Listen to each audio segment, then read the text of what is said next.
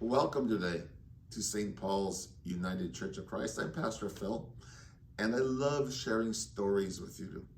Today's story is called All You Ever Need, and it's written by Max Lucado. Now, Max Lucado has written lots and lots of stories, and I'll be sharing more with you in the weeks and the months to come. But for today, let's hear the story, All You Will Ever Need.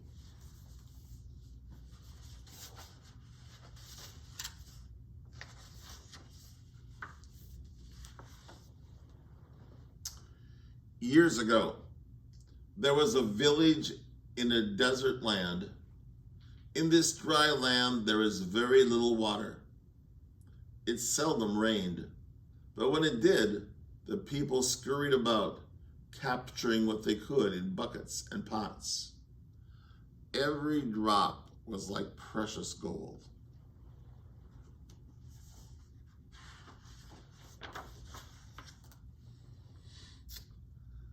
But even though the land was dry, the people were never thirsty.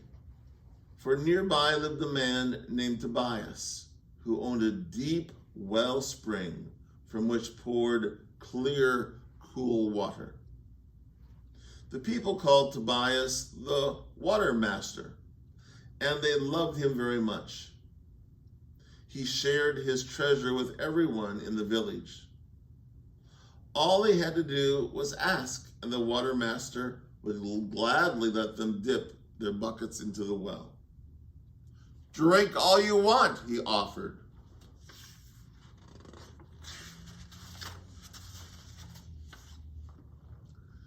Not only did Tobias share from the well, but he taught his son to do this also. Tobias and his son Julian would help the people dig their buckets and carry their loads. Day after day, the people would come to the well. Tobias would smile and say, "Take all you need." He would talk to the people about their lives. He would laugh with them and inquire about their hopes and dreams, while Julian helped them to draw the water from their families. Tobias was a kind friend, always ready to help the villagers.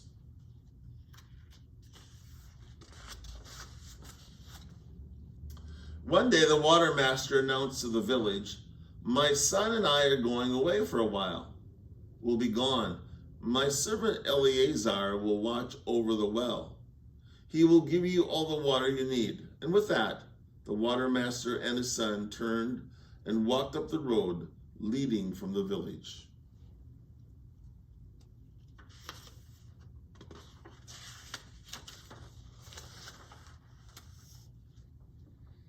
The people were sad to see them leave, but they trusted Eleazar to supply their need. And indeed, Eleazar did just as the water master said. Each day, when the villagers came to ask for water, he eagerly filled their buckets. As he did, he told the people, "Take all you need. There's plenty of water for all." For a time, the village went about its business as usual.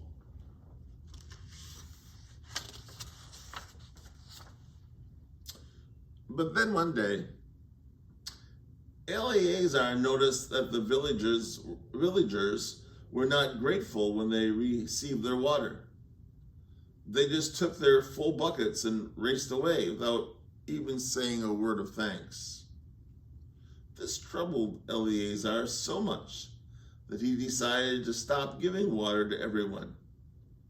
He forgot the water master's kindness to all. Instead, he announced to the villagers, "From now on, I will not give water to those who aren't thankful." The people were surprised.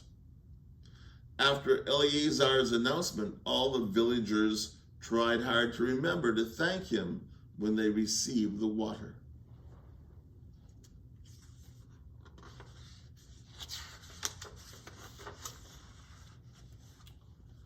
Sometime later, Eleazar notices some of the people were unkind to their neighbors and mean to their animals. Again, the substitute water master was bothered. He determined to give water only to nice people. If you are mean to your animals or unkind to your neighbor, you will get no water, he announced. The people worked hard to please Eleazar so they wouldn't go thirsty. But as time passed, the taskmaster continued to find some new fault with the people. You are too busy. You are too lazy. You are not quick enough. You are not smart enough. You are not pretty enough. With each decision, fewer people were given water.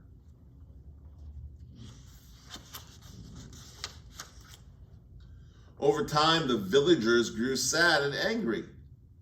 How can we ever be good enough for Eleazar, they questioned. We'll all die of thirst, they cried.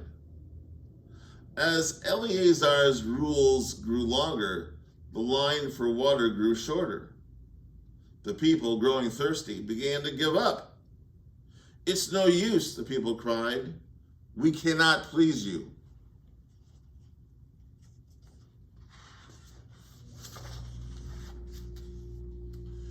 In the middle of the shouting, a quiet figure approached the gathered villagers. Eleazar eyed the man suspiciously. Another thirsty soul, no doubt, he growled. Can you show that you are worthy of this water?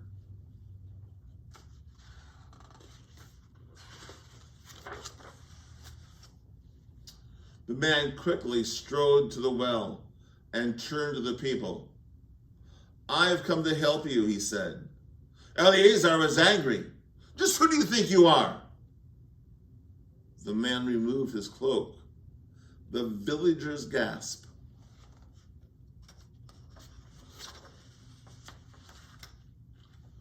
When they saw the familiar face, they began to whisper among themselves.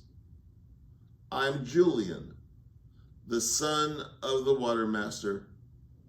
My father sent me to share the water with all the people. And at that the people cheered, and Eleazar became afraid. The villagers wanted revenge. No water for Eleazar, they shouted.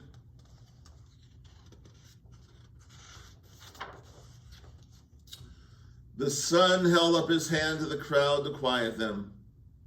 My father's water is a gift to all, he said patiently. But Eleazar was mean to us. I know he was. But if water were given only to good people, who could drink? No one spoke. The son placed his hand on Eleazar's shoulder. Freely you have received, freely give.